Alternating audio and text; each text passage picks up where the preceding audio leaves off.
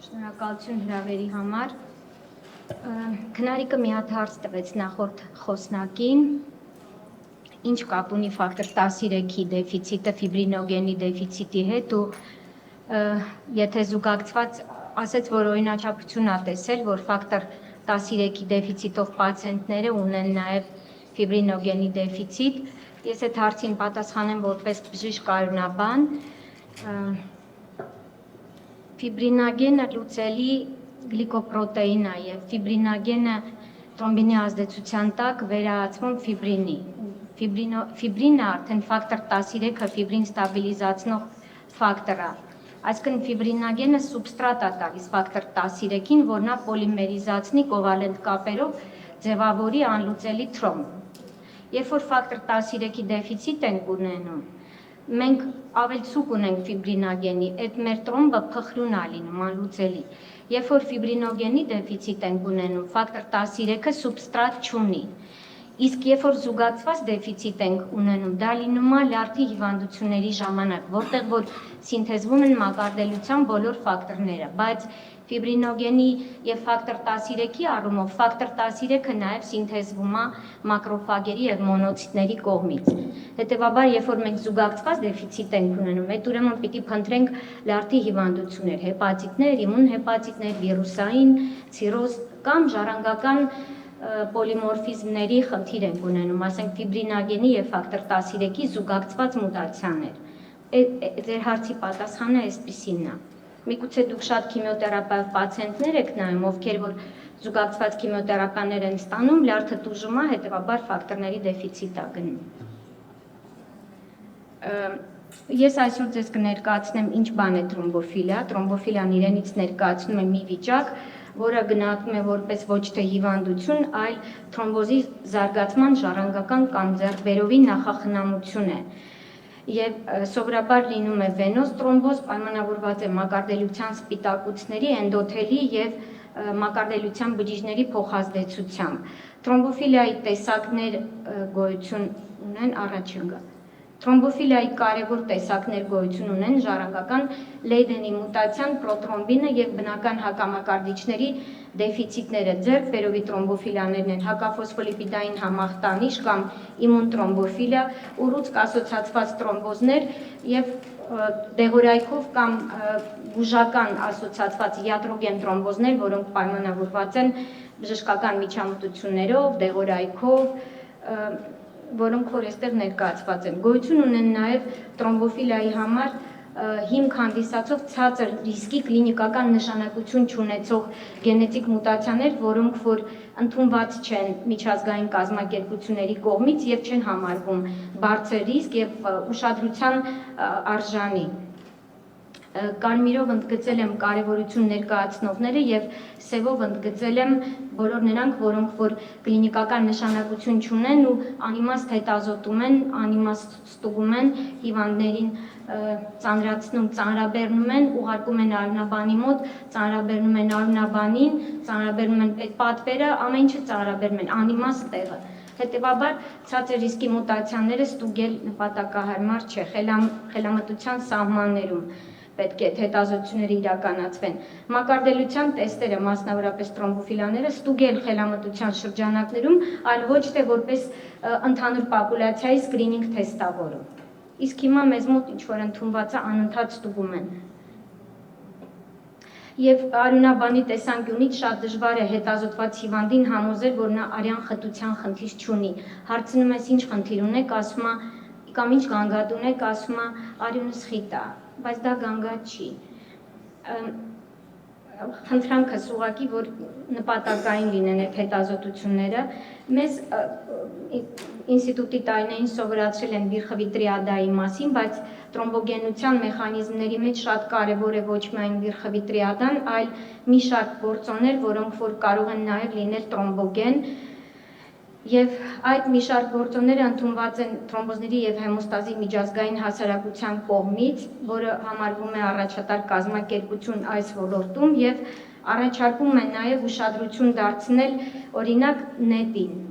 նեյտրոֆիլային արտաբջջային թակարդներ, որոնք որ ծուղակներ են կազմում եւ այդ ծուղակների վրա կարող են թրոմբոզներ ձևավորվել, տարբեր մակարդակներում նեյտրոֆիլային արտաբջջային թակարդները բարդ ճարտարապետական սխեմատիկ պատկերացում ունեն, տեսեք,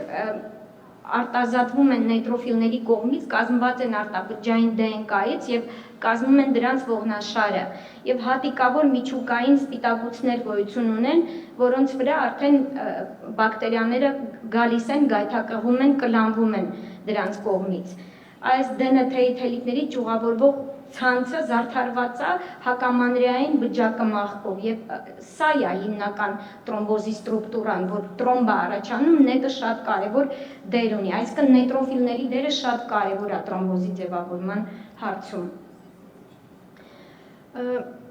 Ինչ վերաբերվում է տրոմբոֆիլիայի կրության, ապա անգամ բարձր ռիսկի տրոմբոֆիլիայի կրությունը միշտ չէ, որ հանգեցնում է տրոմբոզի, այսինքն ֆակտոր 5-ի կամ ֆակտոր 2-ի առկայությունը պարտադիր չի, որ մարդ ունենա տրոմբոզ։ Դա կարող է ամբողջ կյանքում ունենալ այդ մուտացիան եւ նույնիսկ ունենալ 4 կամ 5 երեխա եւ որևէ խնդիր չունենալ, կյանքի 3-րդ փուլում ունենալ չկարգավորվող, չկայունացվող արտերիալ հիպերտենզիա կամ որևիցե միկրոանգիոպաթիա կամ ինչ-որ ավելի լուրջ խնդիրներ, որոնց հետևանքով միամիտ եղանակով պարզաբանվի, որ տրոմբոֆիլիայի կրություն կա։ Որտեվ ինքը տրոմբոֆիլիան մուլտիֆակտոր խնդիր է եւ մենակ տրոմբոֆիլիայի գենետիկ մուտացիայի առկայությունը չի ասում, որ մարդը պիտի անպայման տրոմբոզ ունենա։ Եվ հետեւաբար ովքեր պիտի հետազոտվեն տրոմբոֆիլիա, բոլոր այն մարդիկ, ովքեր մինչև 40 տարեկան չբացահայտված անհայտ պատճառի վենոզ տրոմբոէմբոլիաների դրվագներ են ունենում, բոլոր այն կանայք, ովքեր ունեն հղիության կրելիության խնդիրներ առաջին եռամսյակում, բայց պիտի այդ հղիության կրելիության քանակը գոնե մինիմում 3 հղիություն ընդհատված լինի, որ ստիպված լինեն հետազոտել, սակայն մեզ մոտ մի քիչ ավելի այս խնդիրը ավելի ցավալի խնդիր է, որովհետև մենք փոքր պոպուլյացիա ենք, փոքրաքանակ ազգ ենք, ամուսնությունները քիչ են, ծնելիությունը ցածր է եւ հետեւաբար անգամ մի վիժման ժամանակ կամ երկու չզարգացող հղիության ընթացքում հետազոտություններ են անում, դա չի քննադատվում, որովհետև ինքը արդարացված է։ Բոլոր այն մարդիկ, ովքեր որ ռիսկի խումբ են եւ պլանավորում են հորմոնալ թերապիա եւ պլանավորվում է հորմոնալ թերապիային զուգահեռ արհեստական բեղմնավորման միջամտություն եւ ընտանեկան անձնական պերսոնալ պատմությամբ պացիենտները, ում առաջի գծի բարեկամների մոտ մաման է, պապան է, քույրն է, եղբայրն է, 30 տարեկանում կամ 25 տարեկանում տրոմբոզի պատմություն ունեն, Այս է ամենակարևորը, որ պիտի անպայման պատմություն լինի եւ ներկայացնում եմ ձեզ մասնագիտական հանձնաժողովի խորհուրդը, որ առաջարկում է չանցկացնել տրոմբոֆիլիայի թեստավորում ընդհանուր բնակչության շրջանում, հատկապես բոլոր այն պացիենտներին, ովքեր կոմբինացված օրալ հակաբեղմնավորիչներ պիտի օգտագործեն, այսինքն ամեն հորմոնալ թերապիա ստացող պացիենտը չի, որ պիտի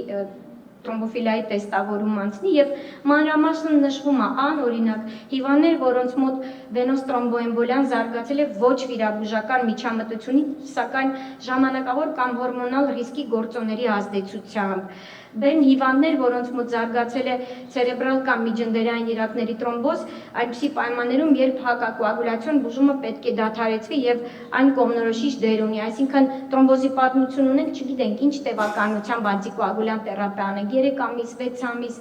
իսկ իրականում շատ կարևոր է հասկանալ տրոմբոզը պրովոկացված է, հրահրված է, թե հրահրված չի, առավել վտանգավոր են չհրահրված տրոմբոզները, չպրովոկացված, որ ոչ մի պատճառ չկա, ոչ մի մուտացիա չունի, որևէ բնական հակամակարդիչի դեֆիցիտ չունի, նման պացիենտներին առաջարկում է շարունակական հակամակարդիչ թերապիա, որովհետև պատճառը չգիտենք ու ինքը կարա նորից կրկնվի։ Մենք բազմաթիվ պացիենտներ ունենք, ովքեր ունեն բազմակի թրոմբոզների դրվագներ, մինչև 18-20 թրոմբոզի դրվագով պացիենտներ ենք հանդիպում։ Բժշկական ցուցումները տրոմբոպրոֆիլակտիկայի համար հիմնվում են հիվանդի տրոմբոզի եւ արյունահոսության ռիսկերի հետ, այսինքն բենեֆիտները պիտի քաղենք։ Եթե այս անտիկոագուլյանտ թերապիան տանք, մենք իրան չենք վնասի, մենք տրոմբոզը կլուծենք, թե մենք ավելի կարյունահոսացնենք։ Դրա մասին եւս պիտի ուշադրություն դարձնենք, մտածենք դրա մասին, որտեղ հաճախ մեծ տարիքում պացիենտները ունեն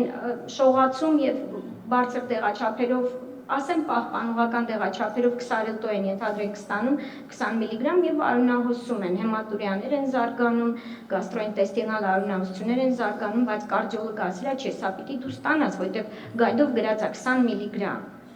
Օբյեկտիվ 20 միլիգրամ պիտի ստանաս, բայց պիտի մի քիչ ռիսկի գործոնները նայել, արյունահոսական ռիսկերը գնահատել, այդ շատ կարևոր է։ Տրոմբոպրոֆիլակտիկայի ցուցումները ես ներկայացնում եմ ձեզ ամենանոր պրոտոկոլները ամենանորագույն մասնագիտական ասոցիացիաների կողմից, որ հիվանդներին իրականացնել տրոմբոպրոֆիլակտիկա։ Տեսեք, մեծ վիրահատություններ, տրավմաներ, օրտոպեդիկ միջամտություններ, բոլոր այն հիվանդներին, ովքեր ենթարկվում են կոնքազդրային հոդի փոխարինման կամ ծնկային պրոթեզավորման, ողնաշարի խոշոր վիրահատություններ, ուռուցքաբանական կամ որովայնային խոռոչային խոշոր վիրահատություններ, տրոմբոպրոֆիլակտիկան առաջարկվում է 6-12 ժամ առաջ, կախված արյունահոսական ռիսկերից, այդ անպայման պիտի քննարկվի, եւ վիրահատությունից հետո նորից 8-ից 12 ժամ հետո տրոմբոպրոֆիլակտիկան պիտի իրականացվի։ Սովորաբար իրականացվում են 10-ից 14 օր, բայց որոշ դեպքերում, եթե օրտոպեդիկ լուրջ միջամտություններ են լինում, 35-ից մինչև 40-45 օր նշանակվում են դոակներ, օրալ անտիկոագուլյանտներ։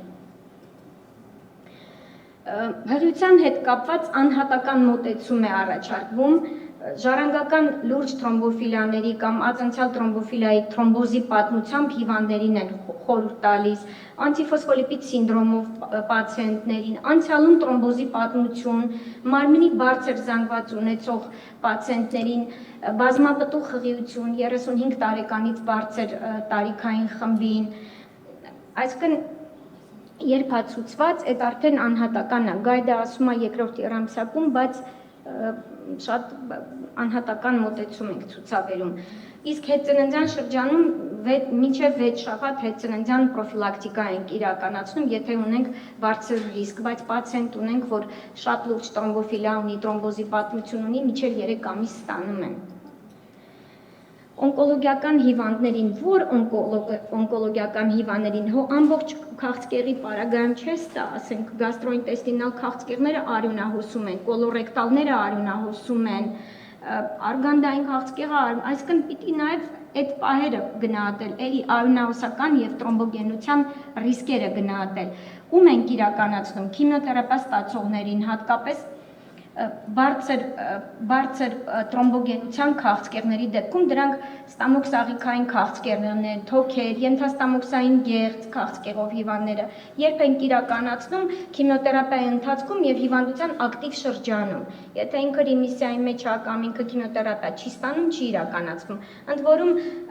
մասնագիտական հանձնաժողովները առաջարկում են, եթե պարկած է ստացիոնարում, ցածր մոլեկուլյար հեպարիններ, իսկ եթե ամբուլատոր outpatient պացիենտ գնում գալիս է, առաջարկում է օրալ անտիկոագուլյանտներ կամ դայրեկտ օրալ ցանկացած մի բան։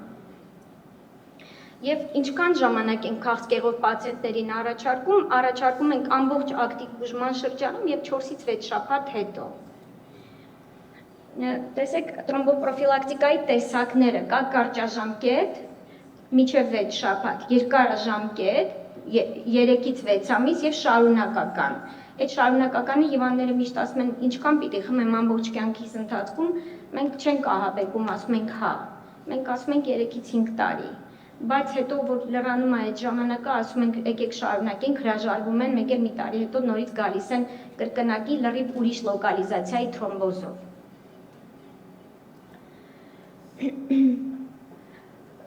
Ուրեմն Արյունաբանների ասոցիացիան, կարդիոլոգների ասոցիացիան բոլորը առաջարկում են դոակները օգտագործել որպես առաջին շարքի հակակոագուլյանտներ իշեմիկ կաթվածի եւ էմբոլիայի կանխարգելման համար ոչ փականային նախասրտերի ֆիբրիլյացիայի դեպքում։ Ոչ փականային։ Փականայինը ուրիշ անտիկոագուլյացիա է գնում, այս շատ կարեւոր է։ Եվ դոակները ես ձեզ արդեն նշեցի, որ դրանք հիմնականում նշանակում ենք outpatient, տանը ասում ենք խմի, բայց հիվանդանոցային ստացիոնարում, եթե հատկապես արյունաբանական պաթոլոգիաներ են, տրոմբոցիտոպենիաներ են, բան շատ զգուշությամբ ենք օգտագործում, կիրառում ենք ցածր մոլեկուլյար հեպարիներ, իսկ եթե ունենք տրոմբոցիտոպենիա, կիրառում ենք ֆոնդապարինուս։ այդքան ոչ ֆրակցիոն հեպարինը հիմա կիրառական չի, որովհետև ինք հեպարին ինդուկցված թրոմբոցիտոպենիայից աշխատում ենք խուսափել, առանց այդ էլ ունենք արդեն թրոմբոցիտոպենիաներ։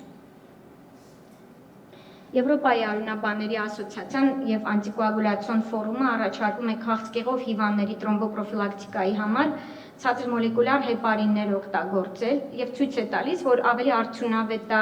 քան մյուս հակակոագուլյանտ դեղամիջոցները, թրոմբոէմբոլիայի կանխարգելման համար արյունահոսական ռիսկերը ավելի քիչ են։ ISTH-ը առաջարկում է ցածր մոլեկուլար հեպարիններ կամ դոակներ, կարծիքները չեն համընկնում, բայց հիմնական էությունը այն է, որ ստացանարը ցածր մոլեկուլար հեպարիններ, այսինքն գլեքսամֆրաքսիպարին, իսկ ամբուլատորը դոակներ, օրալ անտիկոագուլյանտներ, եւ սրանք վարֆարինի պես չեն, որ անընդհատ մոնիտորինգ պահանջեն։ Եվ պլյուս դրագ ինտերակշն չունեն իրանք, էլի այդ խնդիրը չունեն։ Այսինքն ունեն, բայց վարֆարինի նման չի, էլի։ Եվ նաև աշխարհում հայտնի քաղցկեղի վարման պրոտոկոլ գոյություն ունի, NCCN-ը կոչվում, շատ օնկոլոգներ եւ օնկոարյունաբաններ սրանից են օգտագործում, NCCN-ի ուղեցույցերը եւս առաջարկում են, որպեսզի օգտագործեն օրալ անտիկոագուլյանտներ, կամ ապիքսաբանը, կամ ռիվարոքսաբանը եւ այստեղ նշել եմ, ուղղակի մի կարևոր բան կա, որ եթե մենք թրոմբոցիտոպենիայով պացիենտ ունենք, այդ պարագայում առաջարկվում է նաև էլաստիկ կոմպրեսիա կրել, որովհետև այդ էլաստիկ կոմպրեսիան եւս ֆիբրինոլիզը ակտիվացնում է, ահագին արդյունավետ է։ Օրինակ, ես ունեմ հեմոֆիլիայով պացիենտներ, որոնց պարագայում չէի առաջարկի ցածր մոլեկուլար հեպարիններ, իրենց ավելի շատ մեխանիկական պրոֆիլակտիկա է ցուցված։ Սրա մասին արդեն խոսեցի, որ ցածր մոլեկուլար հեպարիններն ավելի նախընտրելի են, հատկապես եթե թրոմբոցիտոպենիայի ռիսկ ունենք, ցածր մոլեկուլար հեպարինների եւ դոակների պարագայում, եթե մենք երիկամային անբավարարություն ունենք, զգուշությամբ պիտի օգտագործենք եւ հաշվի առնենք կրեատինինի կլիրենսը եւ այդ պարագայում խորհուրդ են տալիս կամ օգտագործել այնպիսի պրեպարատներ, օրինակ ոչ ֆրակցիոն հեպարինը կամ նույն դոակները, եթե սովորական մարդկանց ցուցված է 20 միլիգրամ, որոշակի հետազոտություններ կան, որտեղ առաջարկվում է ուղիղ կես դեղաչափը օրալ անտիկոագուլյանտների։ Որ քաղցկեղների բուժման ընթացքում է անհրաժեշտ թրոմբոպրոֆիլակտիկա անել։ Բոլոր քաղցկեղները չեն պահանջում թրոմբոպրոֆիլակտիկա, բայց որոշ տեսակների եւ իրավիճակների դեպքում մենք հստակ ցուցումներ ունենք։ Ակտիվ քիմիոթերապիա անցնող պացիենտները պիտի ստանան հատկապես բարձր թրոմբոգենության քաղցկեղներն եմ թվարկում, ենթաստամոքսային գեղձ, ստամոքսի քաղցկեղ, հաստաղու քաղցկեղ, թոքի քաղցկեղ եւ բազմակի միելոմա։ Սրանք ամենաթրոմբոգեն ուռուցքներն են, որոնց համար պետքա թրոմբոպրոֆիլակտիկա իրականացվի։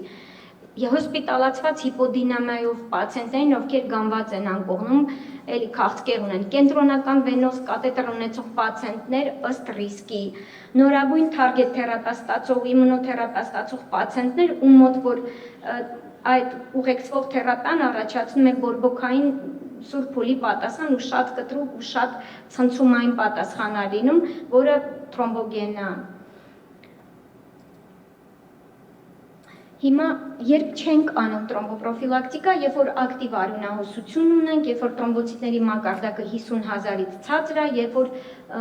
փոքրիկ ամբուլատոր գործընթաց ենք իրականացնում, մի փոքրիկ ենթադրենք ատամ ենք անում կամ քիթ ենք վիրահատում, մենք թրոմբոպրոֆիլակտիկա չենք առաջարկում։ Այստեղ բարձրացված հարցեր կան, որոնք չափազանց կարևոր են թրոմբոպրոֆիլակտիկայի ճիշտ եւ թիրախային կիրառման համար եւ հեղինակավոր ուղեցույցեր են, որոնց արդյունքները հավաստի են եւ հիմնված են հստակ հետազոտությունների վրա։ Կարիք կա արդյոք հորմոնալ բուժման ընթացքում էստրոգենային բուժումը, պրոգեստիններ են, ստերոիդներ են իրականացնել թրոմբոպրոֆիլակտիկա եւ առհասարակ ում իրականացնել։ Արդյոք բոլոր ամբողջ պոպուլյացիան կամ արդյոք ինչքան որ պոլիկիստոզ ունենք 16 տարեկան կամ 20 տարեկան բալիկները պիտի ասպիրին կամ օրալ անտիկոագուլյանտներ ստանան զուգահեռ իրանց ջես պլյուսը, ում իրականացնել։ Հորմոն թերապիա պլյուս թրոմբոֆիլիա, ֆակտոր 5, ֆակտոր 2, եթե ունենք արժի հսկել եւ անհրաժեշտության դեպքում տալ, եթե անցյալում վենոզ տրոմբոեմբոլիայի կամ խորանից տրոմբոզի դրվագ ենք ունեցել թոքային էմբոլիայով ուղեկցվող, նման պատմությամբ կանայք, ովքեր որ պիտի հորմոնալ թերապիա ստանան, օնկոլոգիական հիվանդներ, ովքեր հորմոնալ թերապիայով են ստանում, ենթադրենք կրծքագեղձի կամ շագանակագեղձի քաղցկեղի պարագայում հորմոն թերապիա։ Հղիության ընթացքում ստերոիդներ ստացող պացիենտներ, ովքեր որ ունեն վենոզ տրոմբոեմբոլիայի ռիսկի այլ գործոններ, անկողնային վիճակ, ավելորդ քաշ, անտիֆոսֆոլիպիդ սինդրոմ, IVF-ի պատմություն, այսինքն այդ բոլորը պիտի հաշվի առնել։ Ամբողջ պոպուլացիան չի արվում։ Կարիք կա արդյոք տրոմբոպրոֆիլակտիկա այնպիսի հիվանդությունների ժամանակ, որոնք որ բազմակի վիժումներ ունեն կամ ծանրաբեռնված մանկաբարձական պատմություններ ունեն, ում անել, որ մասսայական գինեկոլոգները ամբողջ պոպուլացիան չանեն, ում անեն։ Տեսեք, չզարգացող հղիությունների, բազմակի վիժումների եւ ծանրաբեռնված մանկաբարձական պատմության դեպքում, եթե առկա են հետևյալ գործոնները, ում իրականացնել անտիֆոսֆոլիպիդ սինդրոմ ունեցողներին առաջարկվում է ցածր մոլեկուլյար հեպարին կամ ասպիրին կամ երկուսը իրար հետ։ Դա ըստ անհրաժեշտության։ Ցուցված է ժառանգական տրոմբոֆիլիայով հոմոզիգոտ լեյդենով կամպաունդ տրոմբոֆիլիաներ են, դուալ տրոմբոֆիլիաներ ֆակտոր 5 + ֆակտոր 2 կամ հոմոզիգոտ լեյդեն առանձին կամ մոնոհոմոզիգոտ լեյդեն կամ հոմոզիգոտ պրոտրոմբինի մուտացիա։ Նախորդում անցյալում 3 եւ ավելի վիժումներ, հատկապես 10 շաբաթից հետո։ Չզարգացող հղիություններ, ասենք թե սրտի բաբախ չի եղել, 3 եւ ավել չզարգացող հղիություններ մինչև 10 շաբաթ, մանկաբարձական կաթվածով բարդացած հղիությունների պատմություններ, ասենք անամնեզում ունի պրեկլամպսիա, ունի ընկերքի շերտազատում, ընկերքի տրոմբոզ, այդ բոլորին պետք է ուշադրություն դարձնել։ Ուղղակի ամենակարևոր բաները, որ այստեղ շեշտել եմ, դրանք են, ամբողջ պոպուլացիային իմաստ չունի։ Կարիք կա արդյոք տրոմբոպրոֆիլակտիկա անել բազմապտուղ հղիության եւ բարձր մարմնի զանգվածի դեպքում։ Այո, երբ որ ունենք բազմապտուղ հղիություն, այդ հղիները դասվում են միջինից բարձր ռիսկային խմբում։ Ում ենք իրականացնում։ Բազմապտուղ հղիություն պլյուս լրացուցիչ ռիսկ, օրինակ երկար անկողնային ռեժիմ, տրոմբոֆիլիայի կրություն, խոսքը վերաբերվում է բարձր ռիսկի տրոմբոֆիլիային։ Տարիք 35 տարեկանից բարձր, մարմնի բարձր զանգված, նույնիսկ առանց որևէ գործոնների, այո, ցուցված է ցածր մոլեկուլյար հեպարին, եթե մենք ունենք ծանրաբեռնված պատմություն, բայց առհասարակ եթե անգամ մենք պատմություն չունենք, այս պացիենտները պոստպարտում հետ ծննդյան շրջանում պիտի ստանան տրոմբոպրոֆիլակտիկա, ում մասին որ հիմա ասում եմ։ Էլի տրոմբոպրոֆիլակտիկան գնում է 3-ից 6 շաբաթ ըստ անհրաժեշտության։ Հիմա ամենակարևորին ենք ասել ռիսկի գործոնները։ Այսինքն, եթե ինչ-որ մեկին ուզում ենք տրոմբոֆիլիա ստուգենք կամ տրոմբոպրոֆիլակտիկա անենք, մենք ամենակարևորը սա պիտի հաշվի առնենք։ Ունենք գենետիկ ռիսկի ֆակտորներ, թե չէ, ունենք ձեռքբերովի ռիսկի ֆակտորներ, թե չէ, այս ամենը շատ-շատ կարևոր է։ Եվ տրիգերներ, որոնք որ ռիսկի գործոնները կարող են հրահրել՝ հղիություն, վիրաբուժություն, անշարժություն, տրավմա եւ երկարատև թռիչքներ։ Երկարատև թռիչքները դիտարկվում են որպես 2 ժամ եւ ավել։ Կիրառվող գործիքներ տրոմբոզի եւ արյունահոսության ռիսկերի գնահատման համար շատ կարևոր ռիսկի գործոնների գնահատման սկորեր գոյություն ունեն։ Մեկը Կապրինիի սկորն է, որը վիրաբուժական հիվանդների համար է օգտագործվում։ Դրանք հիմնականում ստացիոնարում գումարվում են դրանց տարիքային տարիք, հորմոնալ թերապիա, ժառանգական ֆոն եւ միջամտության տեսակ։ Ուստեղ շատ կարևոր է, տեսեք, 75 տարեկանից բարձր։ Pradua-ի prediction score-ը թերապևտիկ հիվանդների համար վիրաբուժական չի։ Այսինքն, այս սրանք շատ կարևոր են։ Տեսեք, Կապրինի, Pradua-ն մեկ էլ հասբլիդը։ Այս սրանք շատ կարևոր են, որ հասկանանք։ Երրորդը վերաբերում է արյունահոսական ռիսկին։ Եթե դուք անտիկոագուլյացիա եք անում, դուք պիտի ռիսկերին նայեք, որտեղ պացիենտը կարա գնա դեղը խմի, մի ժամից զանգի ու դա լինի գիշերվա ժամը 12-ը, ու դուք չհասկանաք այդ պացիենտին ինչ անեք։ Ու գնա ուրիշ հիվանդանոց, ու այդ հիվանդանոցի հերթապաբժիշկը ավելի քիչ փորձառություն ունենա, նախորդ նշանակած բժշկի հեղինակությունը գցի, պացիենտին լարի, տրամադրի, պատկերացրեցիք, այսինքն շատ կարևոր է այդ անտիկոագուլյացիան անելուց առաջ արյունահոսական ռիսկերի գնահատումը։ Օրինակ, ես այսօր մի հատ պացիենտ եմ տեսել, ինքը պատմեց, որ ամեն անգամ օրալ անտիկոագուլյանտ ընդունելուց բաց օվալ անցք ուներ, ամեն անգամ օրալ անտիկոագուլյանտ խմելուց ինքը ունի հատառակ դաշտանային արյունահոսություն, ասում է օրական 2 տուփ փոխում եմ։ Օրը 2 տուփ, դուք պատկերացնում եք, այդ ինչ ծավալ է։ Ու իր հեմոգլոբինը 60 գրամ լիտր է։ Ու ես իրան ասում եմ, բայց գիտեք, դուք բան ունեք, իշեմիկ կաթված եք տարել, բաց օվալ անցք ունեք։ Ըստ գայդերի բաց օվալ անցքը ցուցված են օրալ անտիկոագուլյանտներ, ըստ